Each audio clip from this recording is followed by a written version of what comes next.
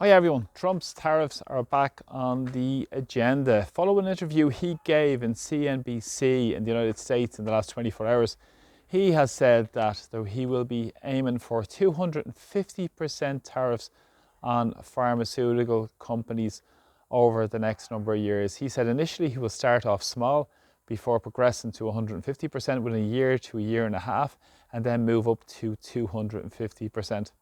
Now, this flies in the face of the much lauded agreement between von der Leyen and Trump in Turnberry last week, where she said it was a tremendous success, and also she said it was certainty in uncertain times. And of course, afterwards, the European Commission spokesman Olaf Gill said this was an all-inclusive 15% tariff. But of course, this has opened the door now to big pharmaceutical tariffs coming in, and tariffs on the semiconductor industry, which will have major ramifications for Ireland. Ireland has about 60% of its exports would be through pharmaceutical companies, and notwithstanding we see a massive amount of our corporation taxes through these pharmaceutical corporations. Over 40% is supplied by about 4 of these corporations, and on top of that we've seen up to 60,000 people employed in these big pharmaceutical and semiconductor companies. But the Irish government's response, what is it? It's to put the head down and not even talk about it. Over the last number of days, it's been important to see sort of the mood music around what's going on. Gabriel Makhlouf, who's the head of the central bank, has been speaking about not spending more money, for instance, in terms of public services and social services and infrastructure, on basic services that people need and facilities up and down the country that we're lacking. But at the same time, he said it would overheat the economy in terms of spending more money. So what's happening is, if you measure everything up with the comments from IBEC as well about looking for more productivity and competitiveness, driving down wages, driving down conditions for workers, and who's going to benefit? Of course, those big employers, and more money is going to get funneled upwards, and more transfer of public money is going to get funneled upwards in society. Never let a good crisis go to waste, as these will be lining up their pockets for massive windfalls.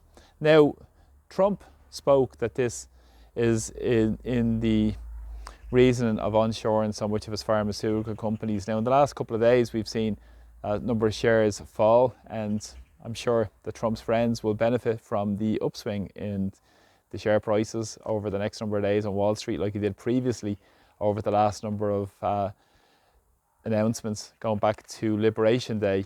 And at the same time, we've seen other companies such as AstraZeneca directly saying now they're going to be building more plants in the United States. Of course, they're not based in the United States. They have offices in the United States, and they're moving a lot part of the production to the United States as well. And other pharmaceutical companies, I'm sure, will be offered those opportunities to move to the United States. Of course, this will take a significant period of time, and we've seen before the grandstanding going on by Trump around this as well.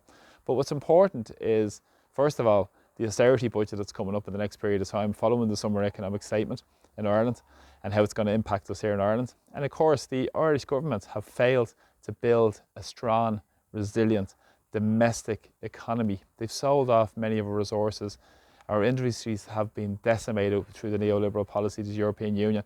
And rather than building a strong, resilient domestic economy, they're more interested in still playing the tax haven model and playing the house of cards that is about to tumble down around their ears over the next period of time. But of course, at the same time, there's plenty of money for weapons of war in the European Union, plenty of money to push that rearming Europe plan, plenty of money to buy filthy frack gas from the United States, plenty of money to get transferred across into the hands of those at the very top of society rather than ordinary people. So what's coming down the tracks is going to be severe in terms of what's happening. And of course, they're already setting up the stage in terms of no cost of living supports for so many people who are struggling to pay energy bills. Even now, coming during the summertime in Ireland, we've seen astronomical bills for people in terms of gas payments as well. The vast majority of those would be across standing charges and the networks as well, where we subsidise those big data centres at the expense of ordinary people. But of course, this is who the government represents and what the European Union works for, the big corporations at the expense of ordinary people and those big lobbyists in the European Union who call the shots.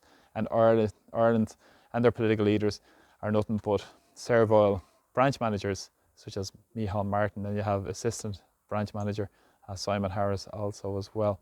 So this is what's taking place in Ireland. But please share my videos, please subscribe to my channel, and please like my video as well to get out there far and wide. So I'm Dublin today, Slán go fóill. Take care. Bye bye.